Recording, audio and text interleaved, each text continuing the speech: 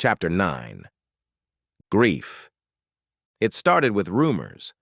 That's how wars always do, soft at first, almost polite. Names passed half-whispered in barbershops and back seats, looks held a second too long, cars circling blocks they'd never circled before. Nobody knew who was killing them. That was the problem. When fear doesn't have a face, it invents one. The gangs stopped shrinking inward and began expanding outward, probing for something solid to hit. Accusations bounced from set to set. Old grudges resurfaced wearing new clothes. A bad look became intent. A missed call became betrayal. By the end of the week, the streets were loud again. Not organized loud, not strategic loud. Panicked loud. I arrived at a shooting on the west side where nobody could agree who'd fired first. Casings littered the sidewalk like punctuation marks at the end of a sentence nobody could finish. A storefront window was gone, glass glittering across the floor like cheap diamonds. A man bled out in the doorway of a dry cleaner while his friends argued 10 feet away about whose fault it was. This wasn't the campaign. This was fallout. And standing there, notebook in hand, I felt something inside me snap. Not emotionally, but conceptually. The story had changed shape. I started hearing myself think in loops. If the killings caused this, did that make them wrong? If this violence would have happened anyway, did that excuse anything? If fewer kids were dying last week and more were dying this week, where did responsibility land? Those questions didn't have answers. They had weight. I interviewed a teenager who'd taken a round through the calf running from a corner that exploded without warning. He sat on an ambulance bumper, eyes wide, shaking, blood soaking his sock. "They thought we did it," he kept saying. "We didn't do nothing." I believed him. That scared me. Because belief had replaced analysis. Grief had moved from my chest into my thinking. Justice. Daniel felt the shift immediately. The city had lost cohesion. Fear had tipped into paranoia, and paranoia into reaction. Gangs were no longer compressing. They were colliding. Old boundaries dissolved. Retaliation jumped tracks. Violence escaped the channels he'd forced it into. This wasn't the intended outcome. He had anticipated resistance. He had anticipated collapse. He had not anticipated misattribution on this scale. Daniel stood in his kitchen, hands flat on the counter, and ran the model again in his head. The variables hadn't changed. The logic still held. But people weren't behaving like systems anymore. They were behaving like animals backed into corners. That made everything unstable. He adjusted immediately. More visibility, clearer signals, shorter timelines. If fear needed direction, he would give it one. But even as he recalibrated, something else pressed in, a realization he didn't like. The violence in the streets now wasn't his hand, but it was his shadow. Grief. The city started eating itself in daylight. Drive-by shootings in places that hadn't seen one in years. Fistfights turning into gunfire because nobody trusted de-escalation anymore. Kids learning new rules on the fly, run first, ask later. I wrote pieces that felt like autopsies of momentum.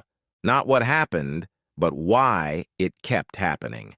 How uncertainty is more combustible than certainty. How fear without explanation doesn't freeze, it thrashes.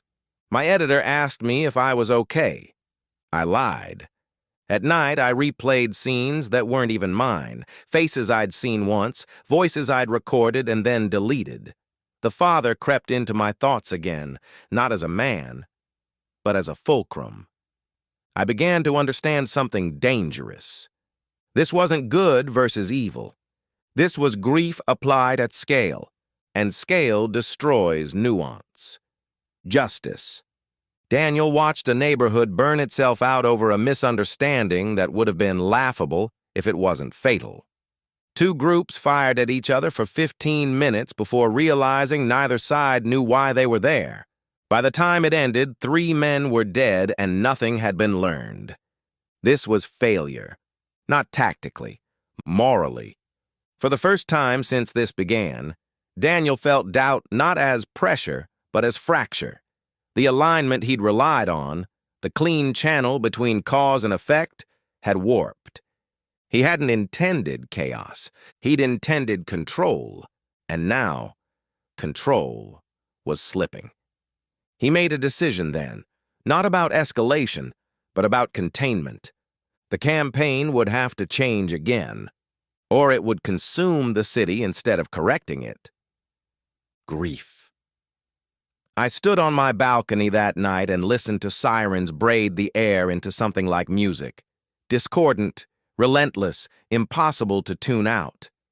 I realized I was no longer reporting on violence. I was reporting on consequence. And worse, I was starting to feel responsible for understanding it. That's when the thought arrived, uninvited and unwelcome. What if stopping him makes this worse? I hated myself for thinking it. But once a question like that enters your head, it doesn't leave quietly. It starts rearranging furniture. Justice. Daniel shut the blinds and sat in the dark. The city outside had become unpredictable, and unpredictability is the enemy of intention. He could feel the window narrowing, not from law enforcement, not yet, but from second-order effects he could no longer model cleanly. Grief wasn't gone. It had changed roles. It was no longer fuel. It was interference. Daniel understood the risk now wasn't being caught. It was becoming indistinguishable from the chaos he'd sworn to end, and that he knew would mean his son had died for nothing. Chapter 10. Grief. The mayor stood at the podium like a man trying to outrun his own shadow. Behind him, the city seal glowed too bright against the darkened room, all promise and authority. In front of him, microphones crowded close, hungry, patient.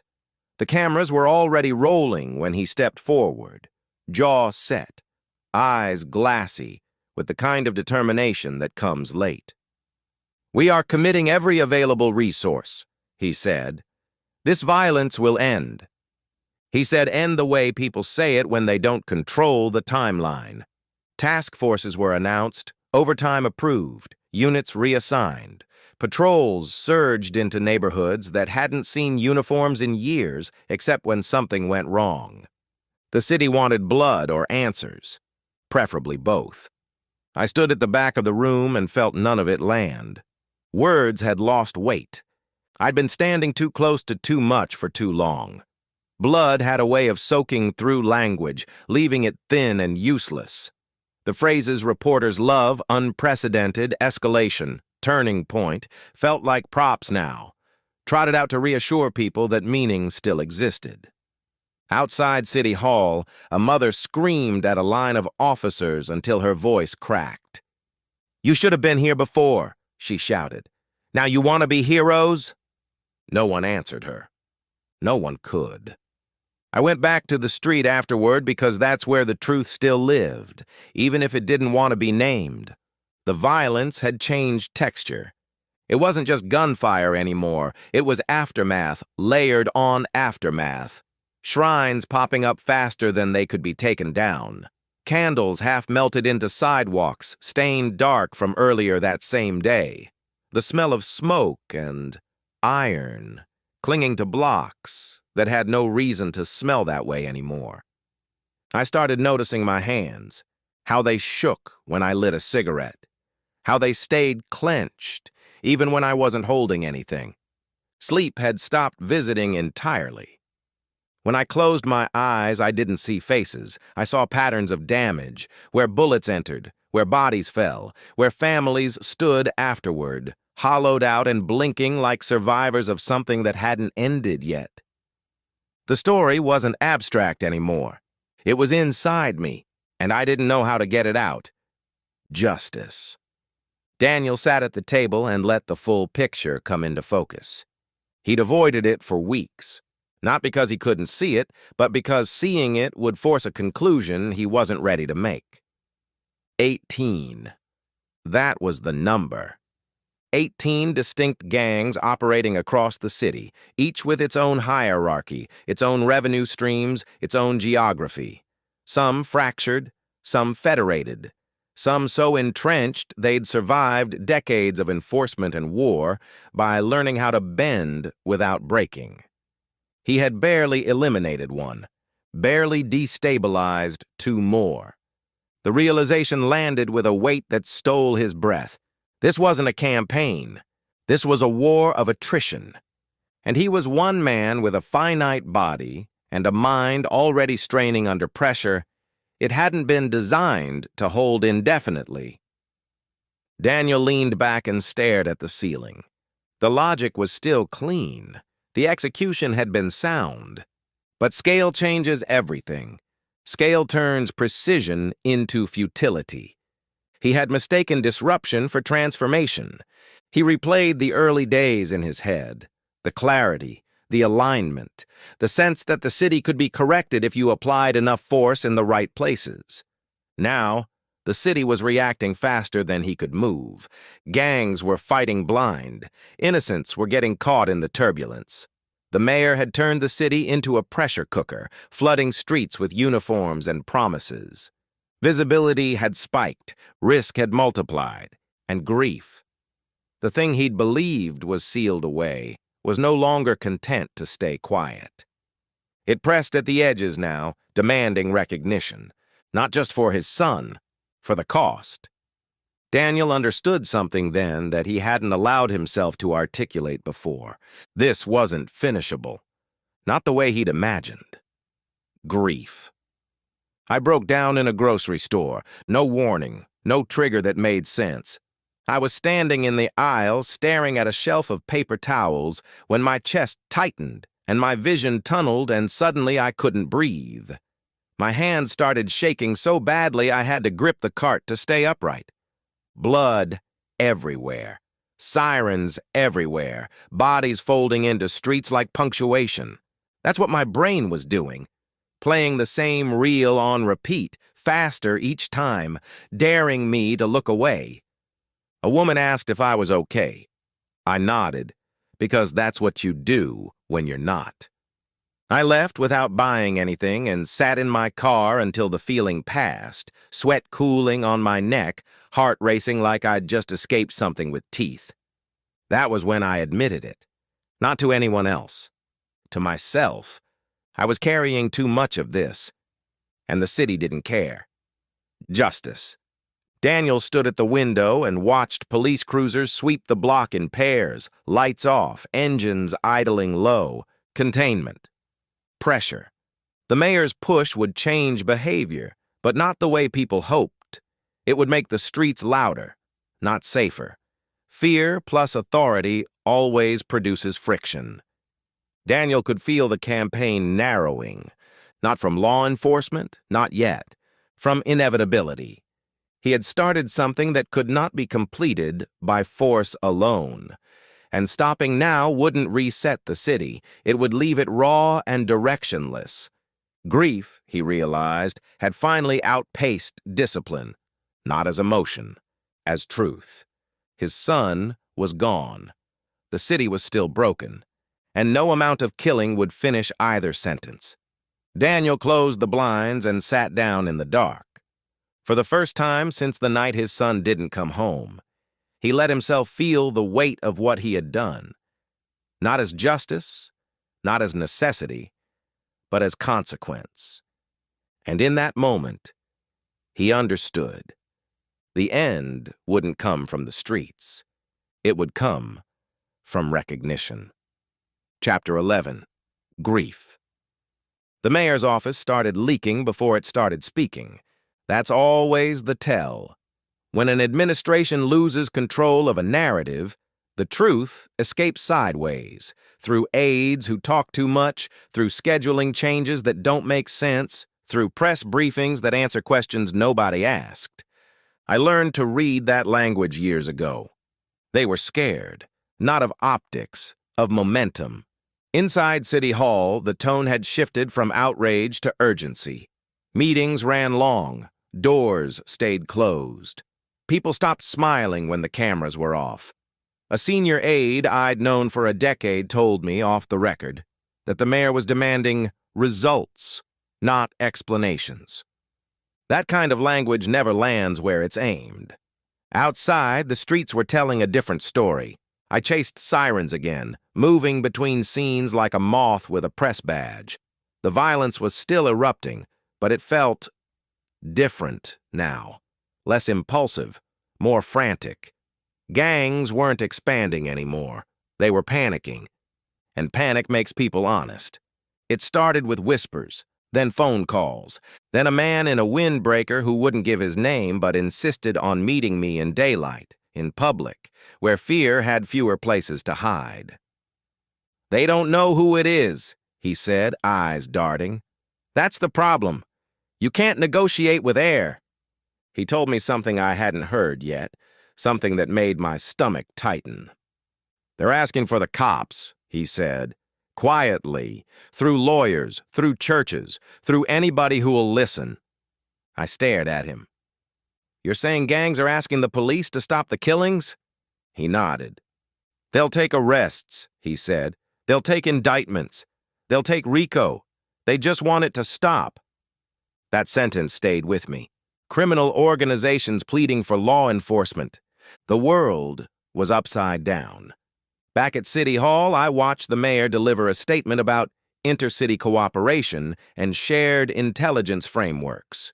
He never named which cities, never explained why Chicago suddenly needed them. But I knew, and so did the gangs. This wasn't staying local. I started seeing unfamiliar faces at crime scenes, cars with plates from places that didn't belong, men who didn't speak unless spoken to, watching instead of reacting. The city had become a magnet, not for help, for alignment, justice.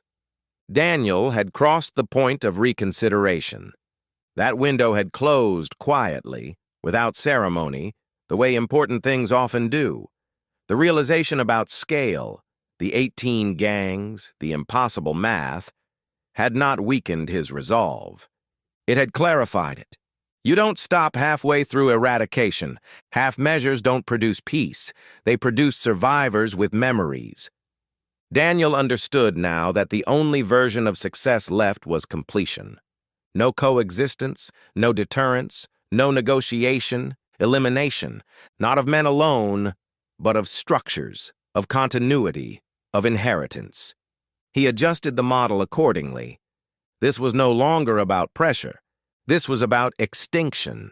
He felt the city closing in, not tactically but atmospherically. More eyes, more noise, more unintended witnesses. The mayor's push had accelerated everything. Police presence, public attention, institutional panic. That was acceptable. Visibility didn't matter anymore. There was no extraction plan. There never had been. Daniel's drive wasn't survival. It was finality. The program, the conditioning, the chemical flattening of grief had not removed his capacity to feel. It had redirected it, stripped it of hesitation and moral friction. What remained was intention without fatigue. And that intention was simple. No gang left standing.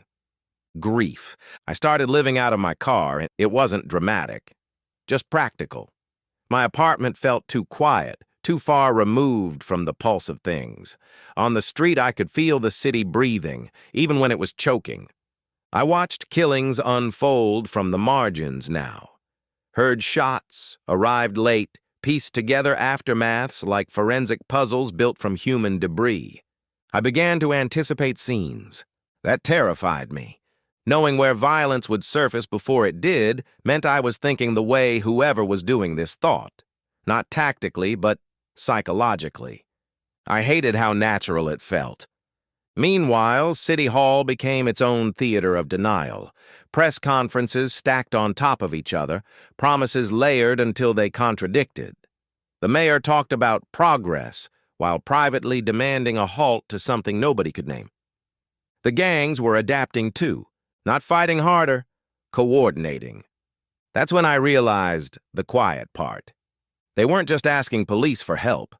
They were reaching out beyond Chicago, Old alliances, shared enemies, outside muscle, cities with experience in surviving long wars. This wasn't paranoia, it was mobilization. Justice. Daniel saw it before he felt it, the shift.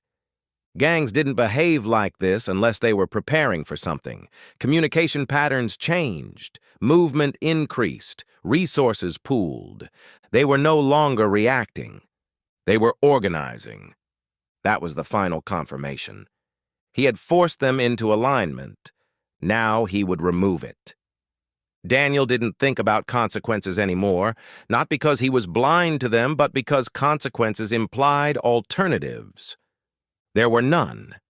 His son was not coming back. The city was not healing. Completion was the only form of truth left.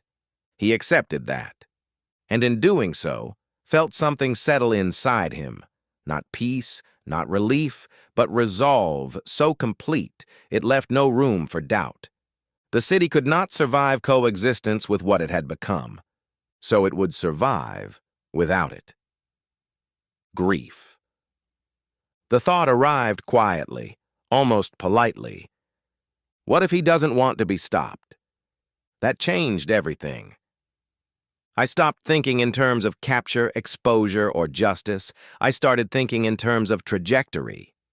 If the killings continued, if gangs consolidated across city lines, if the mayor kept pouring gasoline on a fire he pretended was contained, this wouldn't end in an arrest. It would end in catastrophe.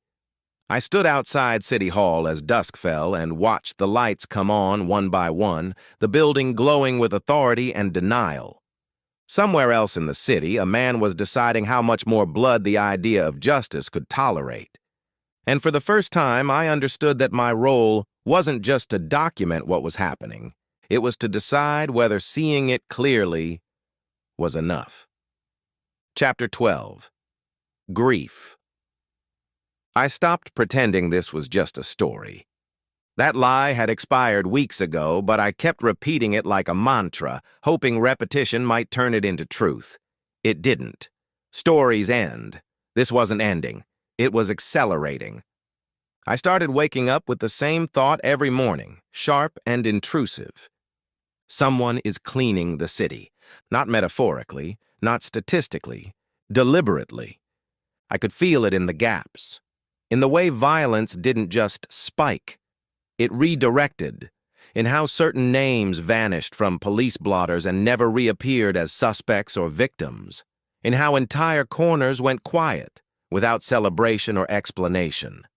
This wasn't luck. This was method. I began reconstructing events backward, not from scenes but from outcomes. Who benefited? Who disappeared? Which neighborhoods shifted behavior overnight? That's when obsession crossed the line into fixation. I wasn't sleeping. I wasn't eating right. My hands shook constantly now, not from caffeine but from adrenaline with nowhere to go. I carried the city around in my head like an unsolved equation, numbers constantly rearranging themselves when I wasn't looking. I stopped asking what happened. I started asking how someone could sustain this. Justice. The space had never been meant to last. Daniel chose it because it was forgettable. Low ceilings, concrete walls, the kind of place nobody entered without already knowing it existed. No windows, no ambient noise, just a single bulb and the hum of electricity, feeding machines that didn't ask questions. This was not a headquarters. It was a workspace. The wall had started as a blank surface. Now it was crowded. Photographs, names, addresses, strings of connection pinned into place with brutal clarity, Polaroids taken from a distance, still frames printed from security footage, mugshots pulled from public records and modified until the faces blurred into archetypes. Daniel didn't think of it as a suspect board. That implied uncertainty. This was an elimination map. 18 gangs, hundreds of names, layers of hierarchy flattened into function, leaders at the top, lieutenants beneath them, enforcers, couriers, accountants, fixers. Each name carried symbols next to it, notations only he understood. Threat level, influence radius, replacement probability, and red X's. More every day. Daniel moved through the room with mechanical calm, marker in hand, crossing off a name and stepping back to watch the system adjust. When one was removed, lines shifted, others thickened, power redistributed. He updated constantly. This wasn't rage, this was maintenance, grief. I started hearing about things before the police did. Not from scanners, from people, barbers, clerks, teachers, kids who knew which faces weren't showing up anymore. The city has its own intelligence network, and it doesn't respect badges or press credentials. A man in Pilsen told me 3 people had disappeared from his block in 2 weeks. Not dead, he said, just gone. A woman on the west side said her nephew quit the gang overnight and moved in with her without explanation. They told him to disappear, she said. So he did. That word again. Disappear. I went back to my apartment and stared at my own wall, now layered with maps and timelines and names I didn't want to say out loud. For the first time, I realized how amateur it looked compared to what I imagined the other side must have. This wasn't a lone man improvising. This was someone with structure, someone with patience, someone who understood that cities don't fall from explosions. They fall from removal. Justice. Daniel stepped back from the board and assessed the next phase. The first gang had been neutralized structurally. Leadership removed, continuity broken. The remnants were either hiding or defecting. That was acceptable. The second was close. The third was already panicking. The city was beginning to show the strain of cumulative absence. Law enforcement flooded zones that no longer mattered. Gangs shifted resources to protect men who were already marked. Daniel tracked the inefficiencies with quiet satisfaction. This was what he had been trained for. Not combat, not interrogation, but systemic collapse. The kind that doesn't announce itself until it's irreversible. He crossed off another name, paused, then another. He did not celebrate. Celebration invites emotion. Emotion invites error.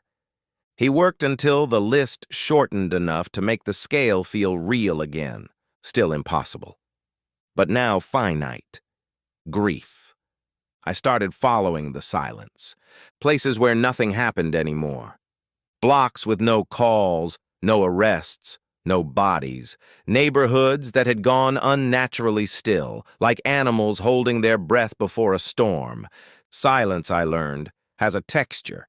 It's brittle. It doesn't relax. It waits. That's when the question finally stopped dancing around the edges of my mind and landed dead center. Who could do this? Not who would want to. Who could? Who had the patience to build this kind of map?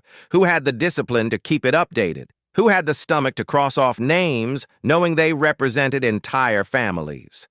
That's when the father returned to my thoughts, not as grief, not as symbol, as capacity.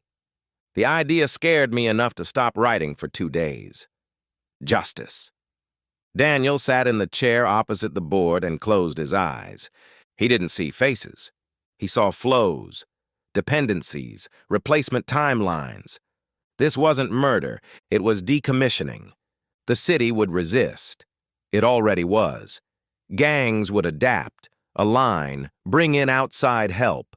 Law enforcement would surge and posture and fail to see what was actually happening. None of that mattered. The board told the truth. And the truth was simple. This could be finished. Not quickly, not cleanly, but completely. Daniel stood and crossed off another name. Somewhere else in the city, a reporter was getting closer to the shape of him. Not the identity, not yet, but the outline of his mind. That was acceptable.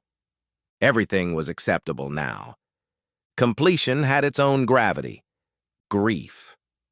I realized something then, sitting alone in my apartment with the city humming outside my window.